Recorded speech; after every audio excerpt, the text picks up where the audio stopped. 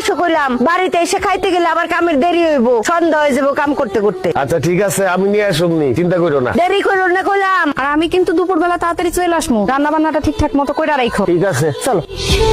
আব্বা এতক্ষণ ধরে চেষ্টা করতেছো, তারপর আগুন জ্বলতেছে না, লাকড়িটা কি ভেজা নাকি? তুই যেই হারে চোখের পানি নাকের পানি ছাড়তাছস, তাতে লাকড়ি এমনি ভিজা যাইবে। সমান অধিকার দিতে গিয়া এখন তো মনে হইতেছে চোখে দেখার অধিকারই হারায় ফেলামো বাপ্পলাই। তাই তো দেখতেছি।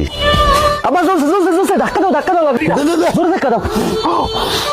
ও ভাবি, আপনি কে? কিস্তি আলি। ভাবি কই? আপনি আলিফের বউ না? হ, আমি আলিফের বউ, কিন্তু আপনার বউ কই? বাপের বাড়িতে গেছে, ভাই আহে নাই, আপনি এসেছেন কেন? আরে ভাই, প্রত্যেকদিন কি আপনার ভাইরই আসতে হইব? তার অন্য কোনো কাজ থাকতে পারে না? শরীর খারাপ হইতে পারে না? আগামী 15 দিন আমি কিস্তি তুলবো। ভাবি তো 3 সপ্তাহ কিস্তি বাকি, তাড়াতাড়ি টাকাটা দেন। 3 সপ্তাহের কিস্তি রেডি করে আছে, আসেন। কই? টাকা তো ঘরে। নিয়ে আসেন। আরে বাড়িতে এসেছেন, নাস্তা করবেন, কথা বলবেন, আসেন তো ঘরে আহেন। মানে কি? কিস্তি 3টা জায়গায় 6টা দেবো, 3টা খাতা উঠবেন আর 3টা আপনার জন্য বোনাস। ও তো বাপের বাড়ি, বুঝেন না? হরামির বাচ্চা, তুই এসব কি কইতাছস? কিস্তি দেবো, আসেন না একটু ভিতরে। তোরে জুতোটা দিয়া পিডামু, তোর কিস্তি আলিফ এসে নিব। 6 কিস্তি এক লাগে দিতাম কিন্তু। কিরে রান্নার খবর কি? রান্না হইছে? ভাত হইছে? সব ভাত তো হইছে, কিন্তু ছোট্ট একটা সমস্যা হয়ে গেছে। সমস্যা কি হইছে?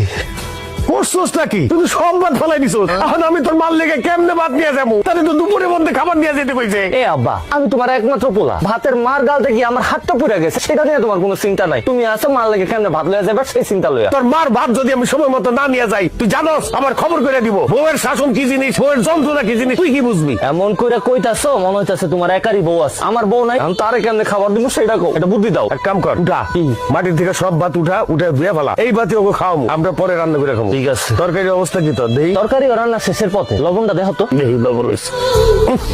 করছস কি? কিসে? লবণই তো দেশ নাই। কি কও, লবণ দিছি তো, খারাপ আবার দিতাছি। দে এবার দেখো তো। দেখি হয় নাই তো, আরো দে।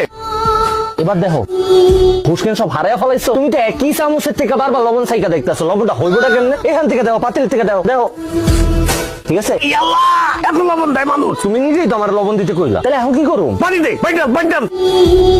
কি করলি তুই? তুই কি এই তরকারির মধ্যে গোসল করবি? এত পানি দেয় কেউ? কি কো আব্বা, তুমিই তো আমার পানি ঢালতে কইলা। তোর মার সামনে তো আমি মুখ দেখাইতে পারুম না, লজ্জায়। খালি মার কথা লয়ে আইছো, আমি আমার বউয়ের সামনে কেমনে মুখ দেখামু? মারে আমি বুঝাই রাখবো, তুমি চিন্তা করো না। কি আর করবি? এগুলাই দিয়া দে, এগুলা লয়ে যাই। আল্লাহ জানে আজকে কি কবলে আছে। এটাই লয়ে যাও, যা আছে কপালে। হে বলা বেগম, আসো খাইয়া দাও, আসো আসো। এ বিকাল বাজে 4টা, তুমি এত করে খাও না? একটু দেরি হয়ে গেল, কি করুম কও? খাও।